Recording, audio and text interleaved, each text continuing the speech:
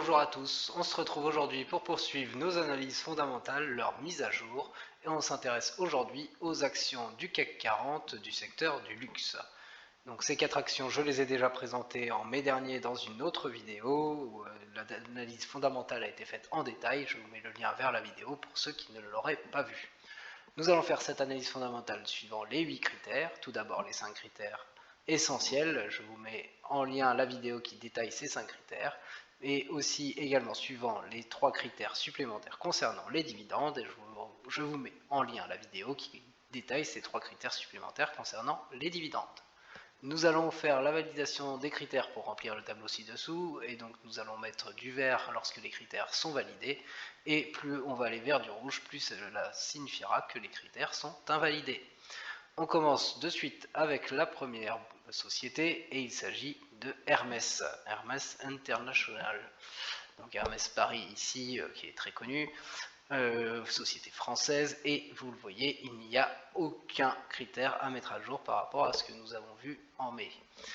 Côté business, aucun souci du côté d'Hermès, hein, pas de souci à signaler, pas de grandes actualités. Il y a eu quand même la Paris Fashion Week début octobre, donc plein de maisons organisaient les événements, et donc Hermès a fait la même chose en organisant notamment un défilé de ses prêt-à-porter printemps-été, c'est toujours comme ça, leur connexion c'est toujours en décalé, et tout cela dans un hangar au niveau du Bourget.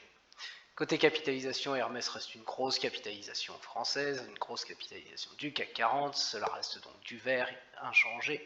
Les résultats sont globalement en augmentation, même s'il y a eu une petite diminution en 2020, mais ça leur repart très fortement à la hausse et les estimations sont encore à la hausse. Cela devrait donc rester sur du vert clair, une belle tendance haussière. Le cours de bourse est lui complètement haussier, donc là c'est encore une meilleure tendance haussière que les résultats, et du coup cela pourrait continuer, et du coup cela reste du vert.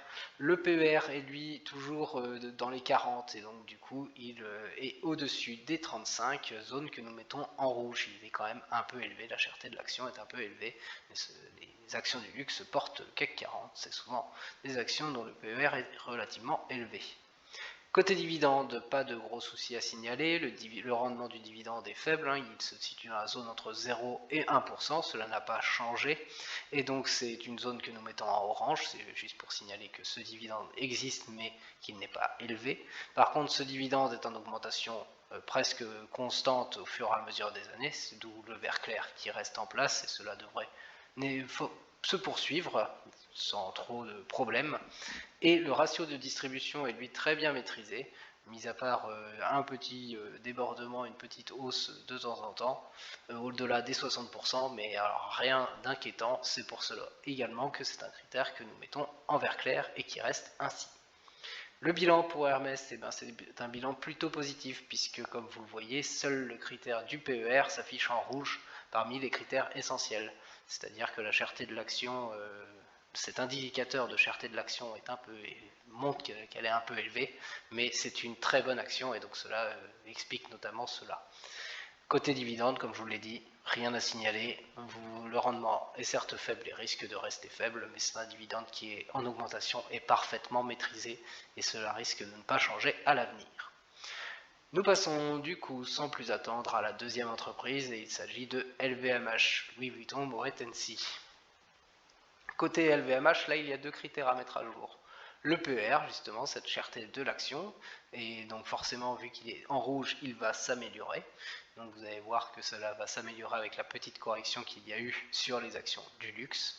Et le ratio de distribution, là ce n'est pas une réelle mise à jour, c'est surtout, c'est une mise à jour, mais c'est surtout que j'ai effectivement été allé chercher davantage de chiffres pour conforter la position, et ça va encore s'améliorer. Côté business, LVMH, cela reste bien sûr du vert, il n'y a aucun problème là-dessus. Du côté des actualités, il y en a quelques-unes, avec notamment du côté de la filiale Moet Hennessy, l'inauguration d'un centre de recherche, hein, sur tout ce qui est côté spiritueux, champagne, vin d'exception. L'idée étant d'aller rechercher et d'étudier la microbiologie, la biotechnologie, afin d'optimiser notamment les processus de production et de voir un peu ce qui se passe au niveau des micro-organismes dans tous ces vins d'exception par exemple.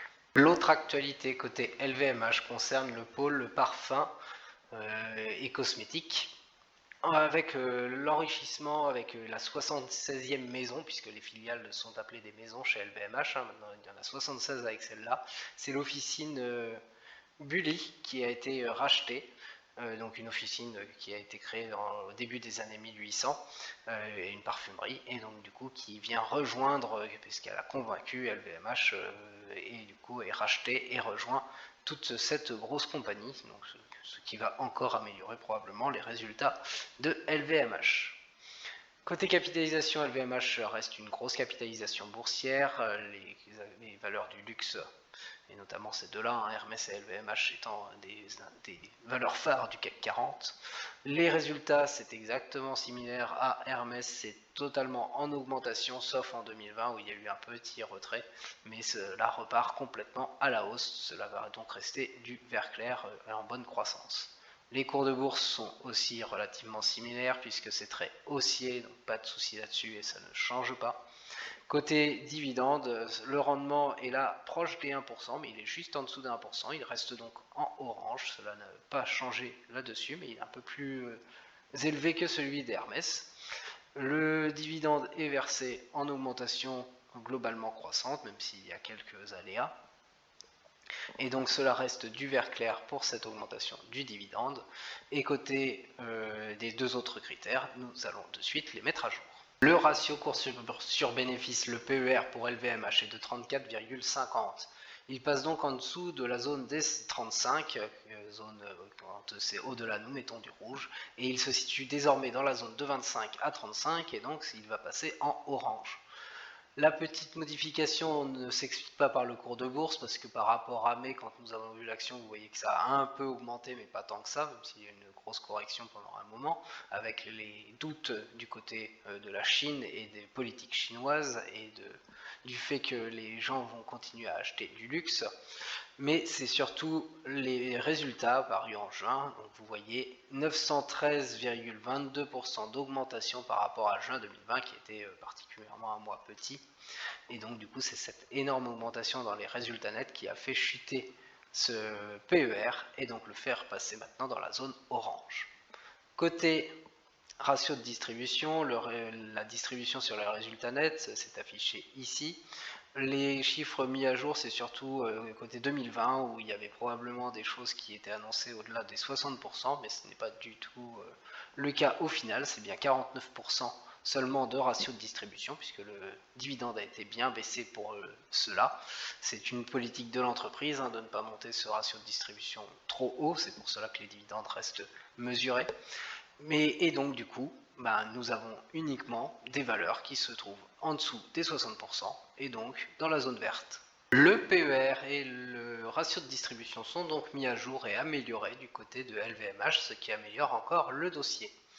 Bilan pour LVMH, eh bien c'est un bilan plutôt positif, avec un critère uniquement qui se retrouve en orange et non en vert parmi les critères essentiels. Il s'agit du PER qui vient de passer en dessous de la zone des 35 avec les résultats qui ont été faits à la mi-année. Du côté du dividende, il n'y a pas de choses alertantes non plus. Le rendement est relativement faible. Il est proche de la zone jaune, mais encore dans la zone orange tout de même, avec un dividende qui est en augmentation globalement et un ratio de distribution qui est parfaitement maîtrisé, ce qui est très bien pour la santé financière de l'entreprise et pour la suite de ses résultats à venir. Nous passons de suite à la troisième entreprise. Donc là, c'est un peu moins uniquement du luxe par rapport aux deux autres, mais pour les deux suivantes, mais ce sont quand même des actions qui sont cotées dans les secteurs luxe. Et nous passons du coup à Kering, où il y a là aussi le PER qui va être mis à jour et donc amélioré.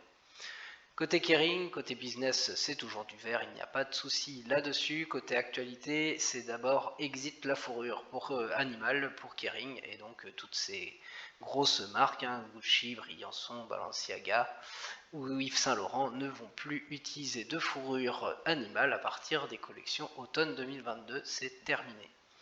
Deuxième engagement pour Kering, c'est avec la maison Cartier qu'il y a un organisme qui est lancé, Watch and Jewelry 2030, ce qui va permettre de limiter, de s'engager vers le développement durable et de vouloir limiter les émissions de CO2, puisque les émissions de CO2, c'est lors de l'extraction aurifère de l'or pour les bijoux, où cela coûte énormément pour extraire l'or, c'est très très coûteux en CO2, donc c'est très anti-développement durable, et donc du coup Kering souhaite diminuer tout cela, et en tout cas contrôler tout cela pour que cela soit fait de la meilleure façon, et donc du coup c'est une espèce de marque, un label qu'ils vont vouloir faire avec tous les joailliers qui le souhaitent pour pouvoir bien maîtriser toutes les chaînes d'approvisionnement et faire en sorte de s'engager dans cette voie de développement durable. Côté capitalisation, Kering reste comme les autres boîtes du luxe, une grosse boîte du CAC 40 et donc une capitalisation importante, c'est donc du vert, pas de souci là-dessus. Côté résultat, c'est toujours du vert clair, alors par rapport à LVMH et Hermès, on est proche de la zone en jaune, on aurait presque pu mettre du jaune, mais avec les estimations qui sont comme pour Hermès et LVMH très à la hausse à venir, je préfère tout de suite mettre du vert clair et cela devrait rester dans cette zone-là, même si c'est quand même du vert clair, bien plus jaune par rapport aux deux précédentes. Le cours de bourse, lui, il est haussier, rien à dire là-dessus, c'est plus de 5% par an, c'est donc du vert. Côté dividende, le rendement du dividende est un peu plus élevé que celle des deux boîtes précédentes. Et ce dividende est lui aussi en augmentation globalement, même s'il a été un peu diminué en 2020, c'est un grand classique. Et le ratio de distribution est plutôt maîtrisé, il est dans la zone vert clair et il devrait même très rapidement repasser dans la zone verte puisque le petit bémol était en 2016, donc maintenant avec les résultats de 2021 que nous allons avoir et qui vont être effectifs, et bien cela va forcément repasser dans la zone verte. Nous allons donc mettre à jour le dernier critère qui nous manque, celui du PER, de la cherté de l'action. Le PER, le ratio cours sur bénéfice pour Kering, s'affiche à 24,40 actuellement. Il est donc passé en dessous des 25 et se retrouve donc dans la zone de 17 à 25, qui est la zone en jaune. Il était auparavant dans la zone complètement au-dessus de 35 et donc en rouge, donc c'est une grosse amélioration. Cela s'explique par deux choses. Par rapport à mai, vous voyez qu'il y a une petite diminution d'environ 5%, une petite correction, un peu plus importante que sur les deux autres actions. Et c'est surtout les résultats trimestriels qu'il a, comme pour les autres actions, vous voyez une augmentation de 442,55% par rapport à juin 2020, et donc le PER calculé sur les bénéfices qui sont glissants sur l'année s'améliore donc largement et repasse dans la zone moyenne en dessous de 25 et donc en jaune. Le PER est donc bien amélioré et passe du rouge au jaune pour la société Kering, ce qui améliore encore le dossier. Le dossier pour Kering est donc positif, il n'y a aucun critère en orange et en rouge, et parmi les critères essentiels, un seul est en jaune, il s'agit de ce PER, et donc une cherté de l'action qui est moyenne, un ratio cours sur bénéfice qui est moyen. Côté dividende, pas de souci pour la santé financière de l'entreprise et pour justement garder ces bons résultats, ces bons critères essentiels, puisque le rendement du dividende est moyen, il est plutôt en augmentation globalement et avec un ratio de distribution qui est bien maîtrisé et qui même normalement va repasser carrément dans la zone verte et très bien maîtrisé. Donc aucun souci pour l'avenir pour Kering. Et nous passons à la quatrième et dernière entreprise, et il s'agit de L'Oréal. Concernant L'Oréal, les critères sur le dividende sont un peu à détériorer côté évolution du dividende et ratio de distribution. Cela va prendre en compte l'inflation notamment que je ne prenais pas en compte à l'époque en mai et les données supplémentaires que j'ai obtenues sur le ratio de distribution.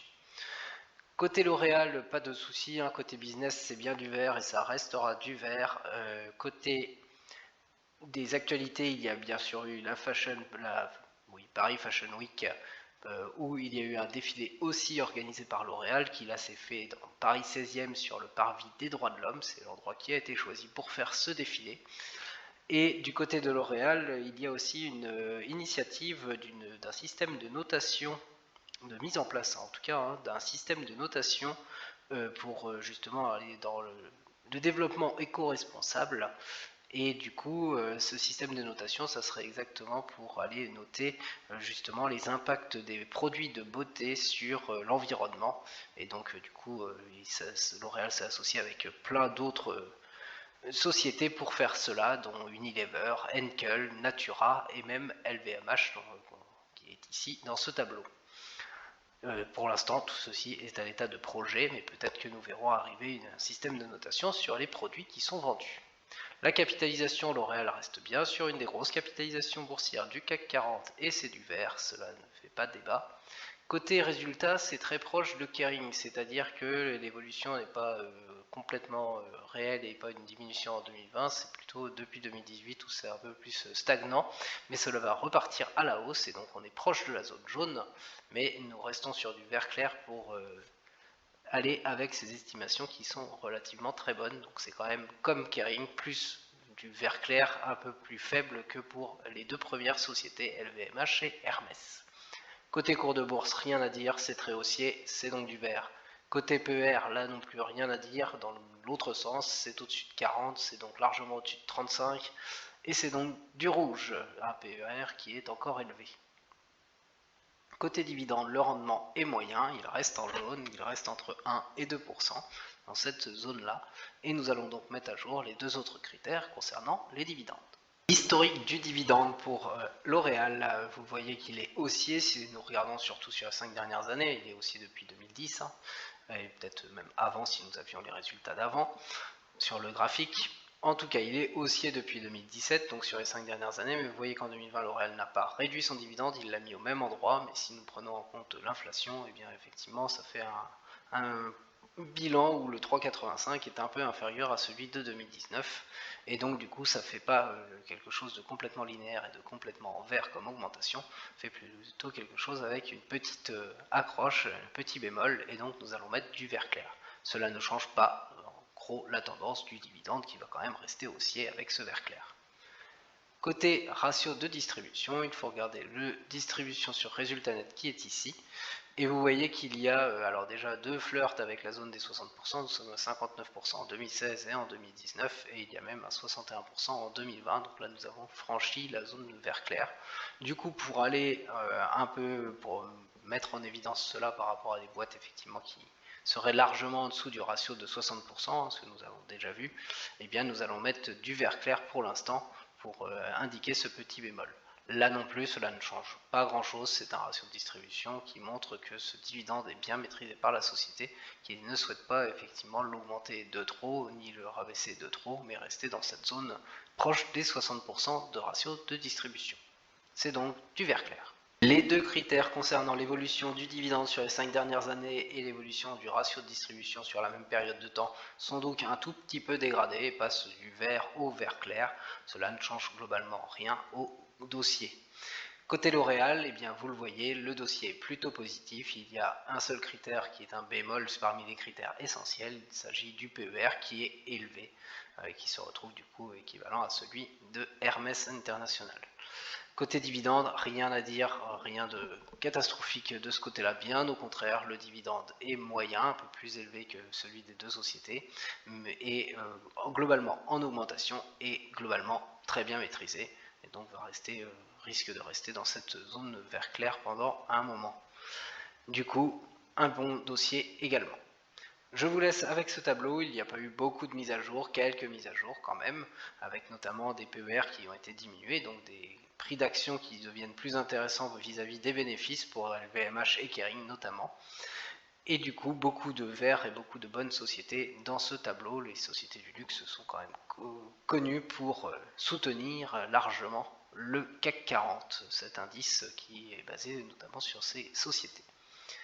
Je vous laisse ici avec ce tableau, je vous souhaite une très bonne journée et je vous dis à très bientôt.